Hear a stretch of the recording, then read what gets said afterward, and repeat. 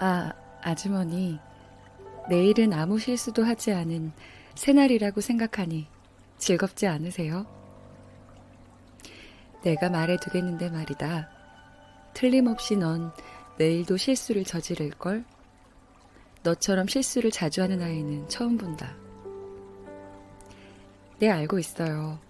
하지만 단 한 가지. 그런대로 좋은 점이 있다는 거 알고 계세요?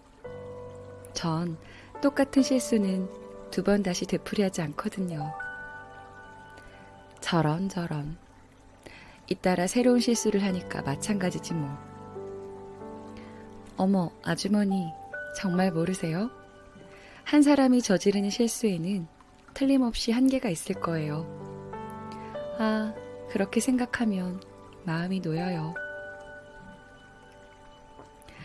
N처럼 한 인간이 할 수 있는 실수에는 한계가 있다고 믿고 싶겠지만 살다 보면 그렇지 않다. 실수의 목록은 얼마든지 독창적으로 진화할 수 있다. B는 실수로 헤어진 남자친구에게 잘못 문자를 보냈다. 그녀는 한 번 보내면 메시지를 지울 수 없는 카카오톡의 회사 방침에 저주를 퍼부었지만 그것이 각기 다른 플랫폼의 캐릭터를 만드는 것도 사실이다. 페이스북에는 한참 동안 싫어요가 없었다. 카카오톡의 메시지는 한 번 보내면 취소할 수가 없다. 네이버 지식인에는 상대가 나를 차단했는지 아닌지, 한 번 보낸 메시지를 정말 지울 수 없는 건지, 어째서 스토킹하던 짝사랑의 텅 빈 이모티콘 위에 이름 없음 같은 괴상한 표지가 뜨는지 묻고 답하는 글들이 많다. 아수라장이 따로 없다. 술에 취한 채 전화를 건 다음날 후회하는 일이 잦다지만 실수가 꼭 나쁘기만 한 건 아니다. 실수 때문에 재결합한 커플도 보았다. 대개 처음 헤어졌던 같은 이유로 다시 헤어지긴 하지만 프로이트는 이런 실수를 무의식의 요청이란 어려운 말로 설명하기도 했다. 하지만 이건 어디까지나 고명한 학자의 말이고 무의식이고 뭐고 그런 일이 생기면 갑자기 인생이 변화무쌍해지는 것만큼은 틀림없다. 새로운 실수를 한다는 건 부주의한 탓도 있다. 하지만 다시 생각해보면 새로운 실수는 뭔가 새로운 일을 하고 있다는 증거이기도 하다. N의 말처럼 중요한 건 한 번 한 실수를 되풀이하지 않는 것이지 실수 자체를 안 하는 건 아닐 거다.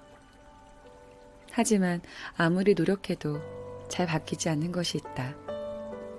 타고난 약점이랄까? 치명적인 단점이랄까?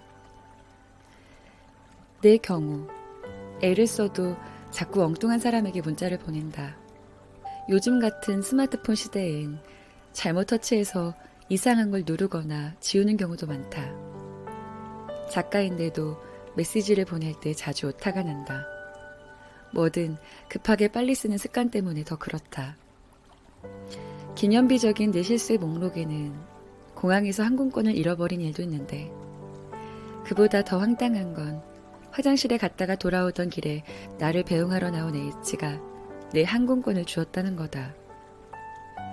어떤 인간이 세상 천지에 항공권을 다 떨어뜨리고 다니나 해서 주었는데 그게 바로 너였네.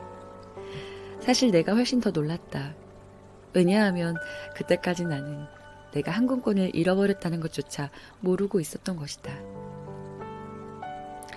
애플이 그냥 사과였던 시절이 그립다.